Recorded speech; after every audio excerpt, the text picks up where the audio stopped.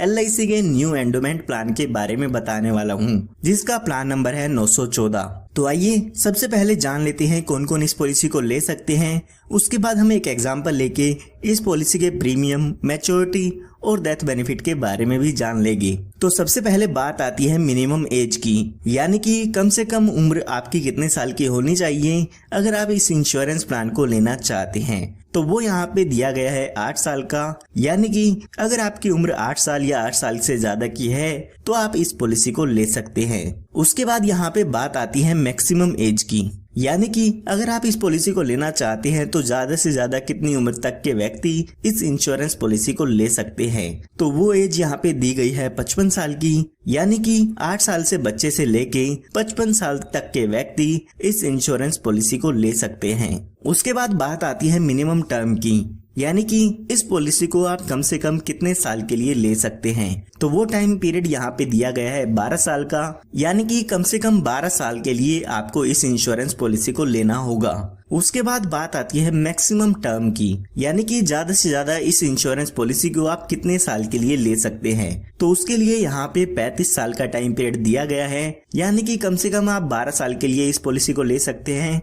और ज्यादा से ज्यादा 35 साल के लिए इस इंश्योरेंस पॉलिसी को ले सकते हैं। इसके बीच में आप कोई भी टर्म चूज कर सकते हैं, जैसे कि 13 साल, 14 साल, 15 साल, 20 साल, 21 साल, जो भी आपको सही लगती है उसके हिसाब से आप पॉलिसी टर्म यहाँ पे ले सकते हैं। उसके बाद बात आती है मिनिमम सम एश्योर्ड की, यानी कि कम से कम बीमा आप इसमें कितने रुपए का ले सकते हैं। इसका मतलब ये नहीं है कि आपको इतना अमाउंट पे करना होगा, इसके बेसिस पे जो भी आपका इंश्योरेंस प्रीमियम है, मैच्योरिटी बेनिफिट है, वो सब कैलकुलेट किए जाते हैं। तो यहाँ पर मिनिमम सम एश्योर्ड है 1 लाख रुपए का। उसके बाद बात आती है मैक्सिमम सम एश्योर्ड की, यानी कि ज्यादा से ज्यादा बीमा आप इसमें कितने रुपए का ले सकते हैं। तो उसके लिए यहाँ पे कोई भी लिमिट नहीं दी गई है, ये आपकी इनकम पे डिपेंड करता है कि ज्यादा से ज्यादा इंश्योरेंस आप इसमें कितना ले सकते हैं। आपकी इनकम प्रूफ के अकॉर्डिंग यहाँ पे LIC आपको इंश्योरेंस देती है। आइए अब एक एग्जांपल लेके समझते हैं कि ये पूरा इंश्योरेंस प्लान कैसे काम करता है। तो एग्जांपल समझने के लिए मान लेते हैं जो आपकी उम्र है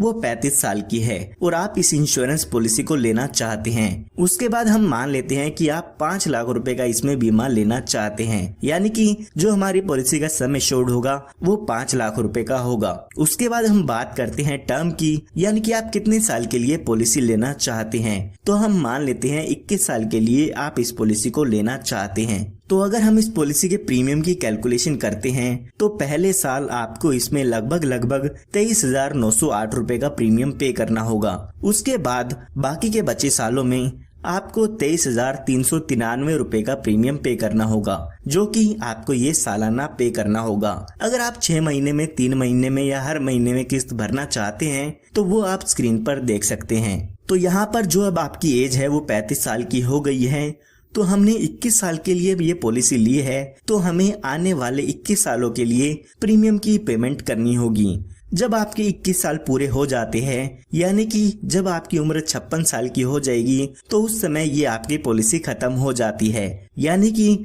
आपकी पॉलिसी की मैच्योरिटी हो जाती है। और जब आपकी पॉलिसी की मैच्योरिटी होगी तो उस समय आपको लगभग 10,54,000 रुपए का अमाउंट मिल जाता है, जिसमें 5 लाख रुपए का आपका सम एश्योर्ड होता है, 5,04,000 रुपए का बोनस होता है और 50,000 रुपए का यहाँ पर फाइनल एडिशनल बोनस आपको मिल जाता है। तो ये टोटल मिला के 10,54,000 रुपए का अमाउंट आपको इसमें मैच्योरिटी पर मिल जाता है। अगर हम देखते हैं कि टोटल हमने 21 साल में कितना प्रीमियम पे किया है, तो हमने 21 साल के दौरान लगभग 4,91,768 रुपए का अमाउंट पे कर दिया है। तो आप देख सकते हैं कि आपको 21 साल में 4,91,768 रुपए पे करने होंगे प्रीमियम के। उसके बाद जब आपकी पॉलिसी टर्म पूरी हो जाती है तो उस समय आपकी पॉलिसी की मैच्योरिटी का अमाउंट आपको मिल जाता है। ये हमने बात तब की है जब पॉलिसी के दौरान पॉलिसी होल्डर की डेथ नहीं होती है। आइए अब एक एग्जांपल लेके समझते हैं कि अगर पॉलिसी होल्डर की डेथ हो जाती है तो उस समय उसके नॉमिनी को क्या क्या बेनिफिट मिल जाते हैं। तो यहाँ पर पॉलिसी शुरू होने के बाद और पॉलिसी की मैच्योरिटी होने तक कभी भी पॉलिसी होल्डर की डेथ होती है तो यहाँ पर पॉलिसी होल्डर के नॉमिनी को डेथ बेनिफिट्स मिल जाते हैं। डेथ बेनिफिट्स में सम एश्योर्ड मिलता है, इसके साथ साथ जो भी आपकी पॉलिसी का बोनस है वो यहाँ पर दिया जाता है। तो हमारे केस में मान लेते हैं पॉलिसी होल्डर की डेथ 39 इयर्स की एज में हो जाती है। तो यहाँ पर जब भी पॉलिसी होल्डर की डेथ होगी तो उस समय जो भी आपका सम एश्योर्ड है यानी कि 5 लाख रुपए का अमाउंट मिलेगा, साथ ही साथ जितने साल भी आपकी पॉलिसी चली है उसका बोनस यहाँ पे दिया जाता है। तो 1,20,000 रुपए का बोनस हमें यहाँ पे मिल जाएगा। तो यहाँ पर टोटल डेथ बेनिफिट देखते हैं तो 6,20,000 रुपए का अमाउंट उसके नॉमिनी को मिल जाता है। आपको एक बात याद रखनी है कि जो सम एश्योर्ड है वो तो आपको मिलेगा ही मिलेगा, साथ में जितने साल भी पॉलिसी आपकी चली है उतने साल का बोनस यहाँ पे आपको मिल जाता है। यहाँ पर मैं आपको बताना चाहूंगा कि आप इसमें एडिशनल बेनिफिट्स भी ले सकते हैं, जिसके लिए आपको कुछ एक्स्ट्रा प्रीमियम देना होगा। तो यहाँ पर आप अपनी पॉलिसी में टर्म राइडर ऐड करा सकते हैं। अगर आपने अपनी पॉलिसी में टर्म राइडर लिया है और अगर पॉलिसी होल्डर की नेचुरल डेथ होती है तो उस केस में आपको यहाँ पर एडिशनल 5 लाख रुपए का अमाउंट डेथ के केस में मिल जाता है। यानी कि जो 6,20,000 रुपए का अमाउंट मैंने आपको बताया है वो तो मिलेगा ही मिलेगा, साथ में टर्म राइडर के 5 लाख रुपए और मिल जाते हैं, यानी कि टोटल 11,20,000 रुपए का अमाउंट डेथ पर मिल जाएगा।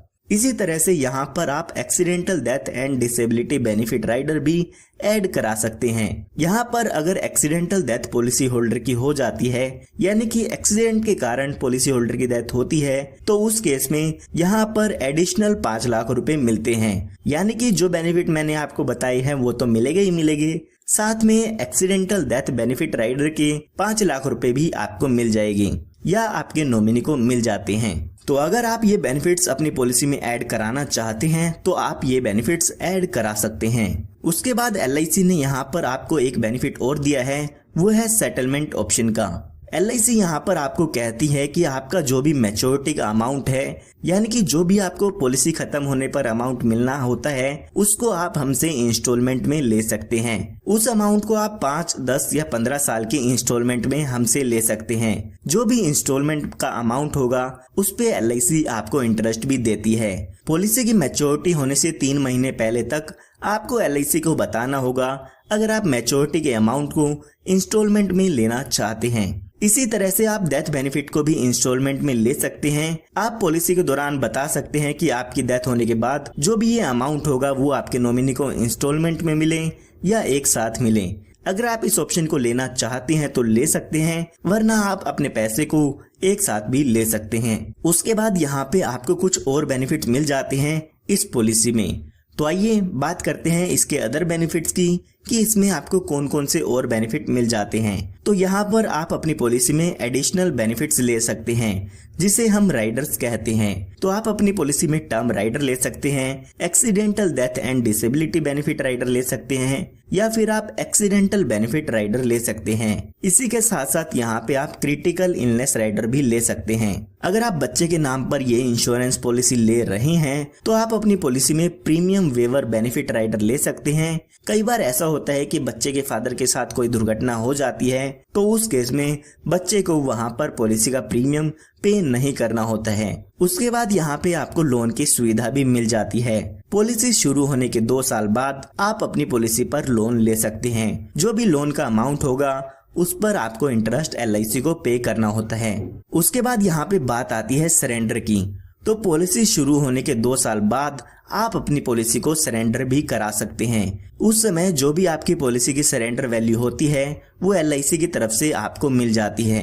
अगर आप 2 साल से पहले अपनी पॉलिसी को सरेंडर कराते हैं तो उस समय आपको कोई भी पैसा वापस आपका नहीं मिलता है। उसके बाद यहाँ पे बात आती है मोड ऑफ पेमेंट की, यानी कि आप यहाँ पे अपनी पॉलिसी का प्रीमियम 1 साल में भी भर सकते हैं, 6 महीने में भी भर सकते हैं, 3 महीने या हर महीने भी आप अपनी पॉलिसी का प्रीमियम भर सकते हैं। तो LIC ने यहाँ पर आपको 4 मोड ऑफ पेमेंट दिए हैं। जो भी आप मोड ऑफ पेमेंट यहाँ पर चूज करना चाहते हैं वो यहाँ पर ले सकते हैं। उसके बाद यहाँ पे LIC आपको ग्रेस टाइम पीरियड भी देती है, यानी कि अगर आप अपनी पॉलिसी की पेमेंट ड्यू डेट पर नहीं पे कर पाते हैं तो LIC यहाँ पर आपको कुछ एक्स्ट्रा दिन देती है जिसमें आप अपनी पॉलिसी का प्रीमियम भर सकते हैं। कई बार ऐसा होता है आपको याद नहीं रहता है, तो LIC ने आपको कुछ एक्स्ट्रा दिन दिए हैं जिसमें आप बिना लेट फीस के अपने पॉलिसी के प्रीमियम की पेमेंट कर सकते हैं। तो यहाँ पर अगर आपने मंथली प्रीमियम पेमेंट मोड लिया है तो 15 दिन का ग्रेस टाइम पीरियड मिलता है, और इसी तरह से इसके अलावा अगर आपने और कोई पेमेंट मोड चूज किया है